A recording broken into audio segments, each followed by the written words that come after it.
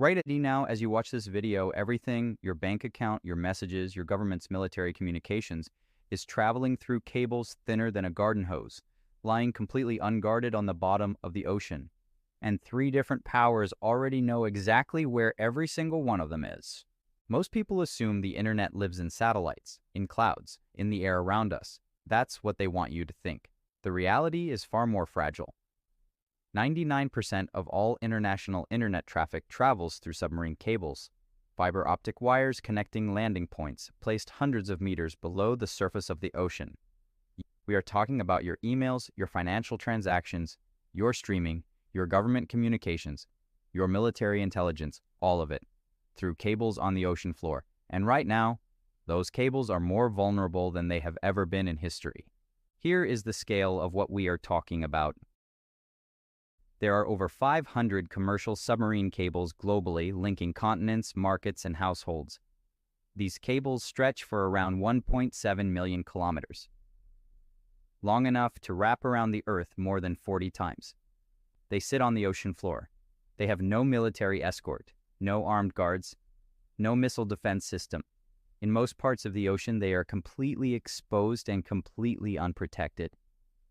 And here is the part that should concern every single person watching this. Depending on the location and scale of damage, repair work can range from days to weeks, months, without internet, without banking, without communication. Think about what that means for the modern world. Now here's where it gets truly disturbing.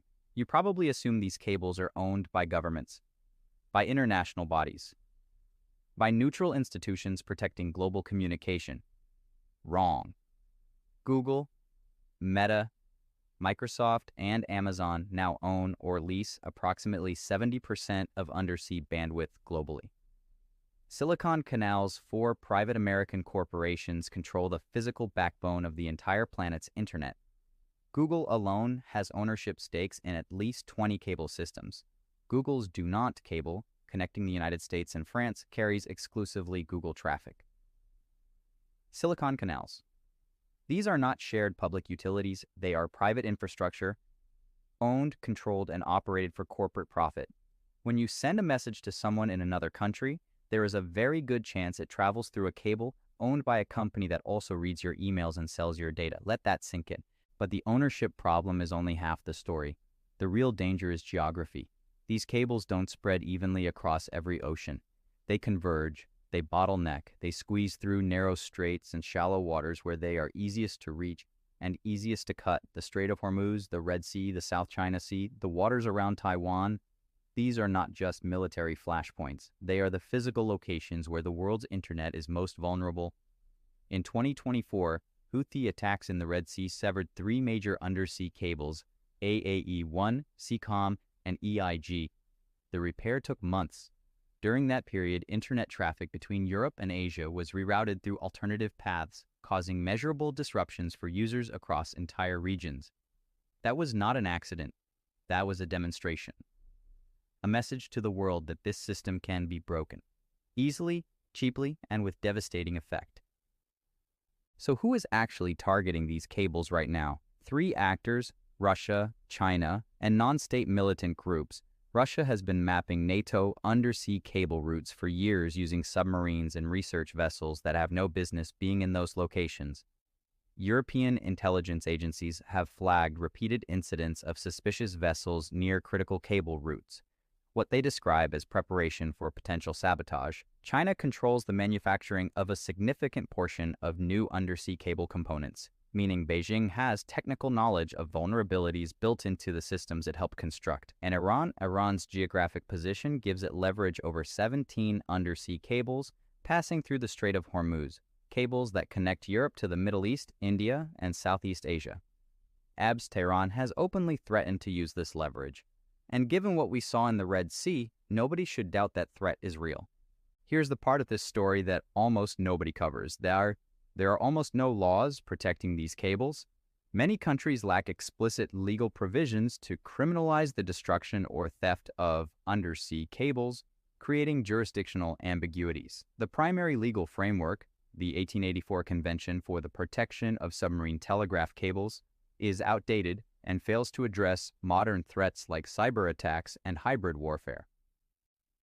Wikipedia 1884. The law protecting the Internet's physical backbone was written before cars existed, before airplanes, before electricity was common in homes.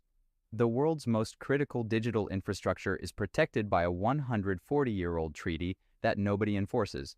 This is not an oversight, it is a deliberate gap, and every military power on Earth knows it. Let's be completely clear about what a coordinated cable-cutting attack would actually mean. Not a single cable. Multiple cables. Simultaneously, at the choke points. Within hours, stock markets freeze.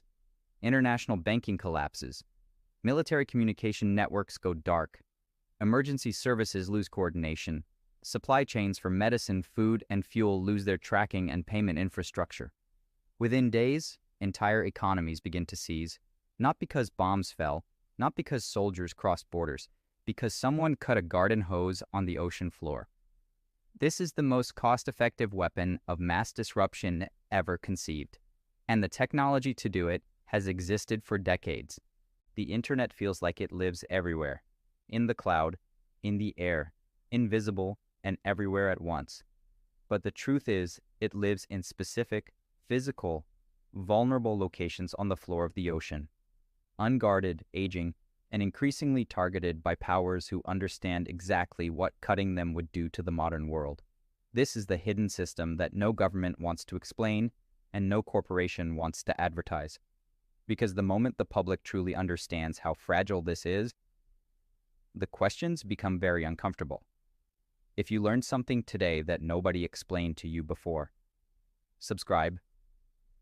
Because this is exactly what Global Conflict Explained exists to do. Next video, we expose another system the world runs on that almost nobody knows exists. Don't miss it.